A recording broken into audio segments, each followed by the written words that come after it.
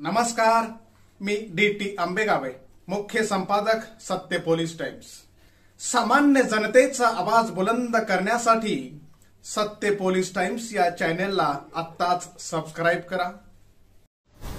कर्जत जामखेडच्या संदर्भामध्ये माझ्या विरोधी एक कट रचला गेला होता, त्याचा मी बळी ठरलो, त्याचा आज प्रत्यय आलेला आहे।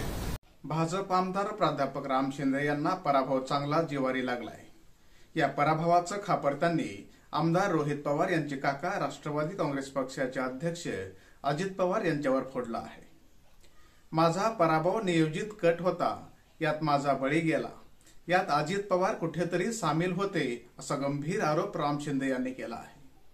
महाराष्ट्राचे पहिले मुख्यमंत्री यशवंतराव चव्हाण यांच्या पुण्यतिथीनिमित्ताने त्यांच्या समाधीला अभिवादन करण्यासाठी अजित पवार सातारा इथल्या कराड इथं आले होते।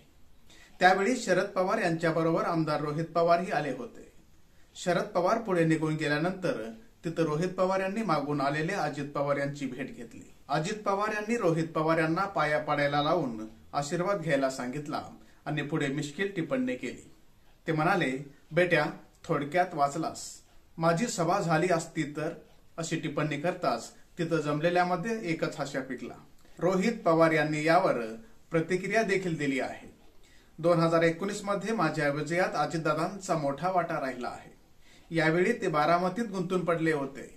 त्यांची कर्जत जामखेडमध्ये सभा झाली असती तर उलट सुलट किंवा माझ्यासाठी अधिक चांगलं झालं असतं, असंही रोहित पवार यांनी म्हटलंय। दरम्यान हाच धागा पकडत भाजपचे प्राध्यापक राम शिंदे यांनी अजित पवार यांच्या भूमिकेवर गंभीर आरोप केले आहेत। कर्जत जामखेडमध्ये माझा पराभव नियोजित कट होता, यात माझा बळी घेतला गेला। आमदार रोहित पवार स्वतःला भावी मंत्री, भावी मुख्यमंत्री समजत होते।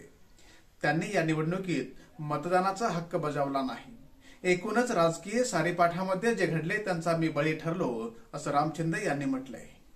याबाबत पक्षश्रेष्ठींना अगोदर कल्पना दिली होती। निवडणुकीवेळी थेट तक्रारी देखील केल्या होत्या। माध्यमासमोर या विषयावर बोलायचे नव्हते, पण सुरुवात अजित पवार यांनी केली म्हणून बोलावं लागलंय। राज्यात खूप कमी फरकाने पराभव झाल्यामध्ये माझ्या नावाचा समावेश असल्याची त्यांनी खंत व्यक्त केली। माझ्या विरोधात अघोषित कारवाईच्या कटाचा मी बळी ठरलो। आमच्या वरिष्ठांनी यात गांभीर्याने लक्ष घातले पाहिजे, असंही राम शिंदे यांनी म्हटलंय। कर्जत जामखेडच्या संदर्भामध्ये माझ्या विरोधी एक कट रचला गेला होता, त्याचा मी बळी ठरलो, त्याचा आज प्रत्यय आलेला आहे।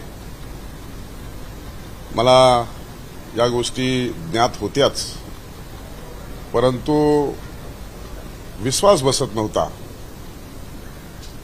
परंतु दोन गोष्टी माझ्या निश्चितपणे लक्षात आल्या। वारंवार मी महायुतीचा धर्म पाळण्याच्या संदर्भामध्ये वरिष्ठाकडे, पक्षाकडे, अजितदादांकडे मागणी करत होतो, परंतु आज स्वतःच अजितदादांनी सांगितलं की मी सभेला आलो असतो तर तुझं काय झालं असतं।